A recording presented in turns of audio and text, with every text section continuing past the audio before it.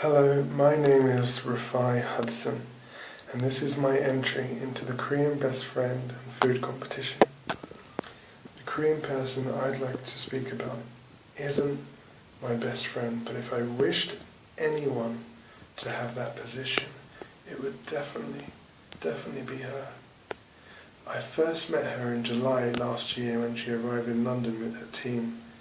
I was volunteering and I felt having met quite a few prima donna characters. Although she seemed exhausted and sweating a little, she carried all her own bags, which must have been so heavy. Her colleagues were not carrying as many things, so I imagine she must have been very insistent on doing it herself. Still, with all these bags and equipment, she stopped for some interviews, which really pleased the media. I then escorted her to her coach outside, where I felt obliged to introduce myself in Korean, or just attempt to. To my surprise, she understood me, but what was even more of a shock was that she spoke English back to me so well. After taking time to talk, she put down one of her large, heavy bags on the floor.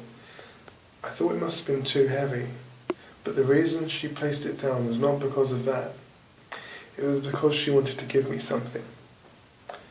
It was a small, traditional drum which she had specifically bought for the people of London. It was thoughtful generosity I hadn't seen from representatives of any other nation.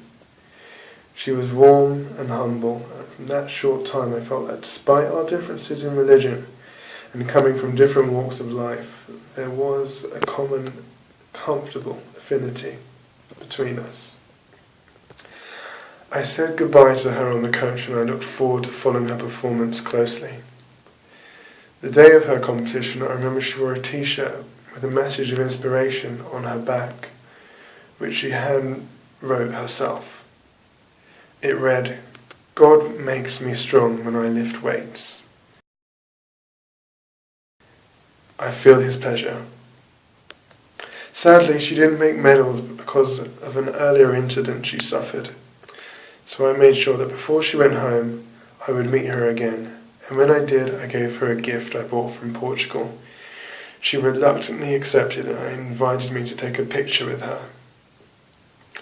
The name of our best friend is Jang Miran. Thank you, Miran. You are the best.